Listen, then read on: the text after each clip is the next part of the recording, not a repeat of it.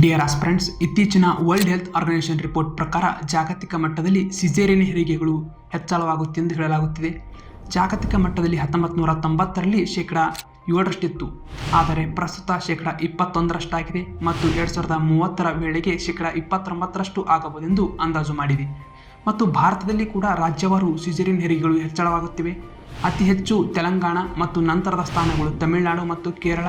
ಕರ್ನಾಟಕದಲ್ಲಿ ಕೂಡ ಶೇಕಡ 31.5ರಷ್ಟು ಸಿಸೇರಿಯನ್ ಹೆರಿಗೆಗಳು ಆಗುತ್ತಿವೆ. ಮತ್ತು ಅತಿ ಕಡಿಮೆ ಆಗತಕ್ಕಂಥ ರಾಜ್ಯ ಯಾವುದೆಂದರೆ ನಾಗಾಲ್ಯಾಂಡು. ದಕ್ಷಿಣ ಭಾರತಕ್ಕೆ ಹೋಲಿಸಿದರೆ ಉತ್ತರ ಭಾರತ ಮತ್ತು ಈಶಾನ್ಯ ರಾಜ್ಯಗಳಲ್ಲಿ ಅತಿ ಕಡಿಮೆ ಸಿಸೇರಿಯನ್ ಆಗುತ್ತಿವೆ. ಇದಕ್ಕೆ ಮೂಲ ಕಾರಣ ಏನೆಂದರೆ ಅಲ್ಲಿರ್ತಕ್ಕಂಥ ಬಡತನ. ಹೆಚ್ಚಳಕ್ಕೆ ಮೂಲ ಕಾರಣ ಏನೆಂದರೆ ಸಿಸೇರಿಯನ್ ಹೆರಿಗೆಯಲ್ಲಿ ಅತಿ ಕಡಿಮೆ ನೋವು ಇದೆ ಎಂಬ ನಂಬಿಕೆ ಮತ್ತು ಮಗು ನಿರ್ದಿಷ್ಟ ಸಮಯ ಮತ್ತು ನಿರ್ದಿಷ್ಟ ದಿನಾಂಕದಲ್ಲಿ ಜನ್ಮ ತಾಳಬೇಕೆಂಬ ನಂಬಿಕೆಯೂ ಕೂಡ. ಮತ್ತು ಸಹಜ ಹೆರಿಗೆ ಸಾಧ್ಯವಿದ್ದರೂ ಕೂಡ ಸಿಸೇರಿಯನ್ ಹೆರಿಗೆ ಮಾಡುವುದರಿಂದ ಮಗು ಮತ್ತು ತಾಯಿಯ ಮೇಲೆ ಆರೋಗ್ಯ ಸಮಸ್ಯೆ ಆಗುತ್ತದೆ. ಇದೇ ಥರದ ಹೆಚ್ಚಿನ ಮಾಹಿತಿಗೆ ನಮ್ಮ ಪೇಜನ್ನು ಫಾಲೋ ಮಾಡಿ. Thank you.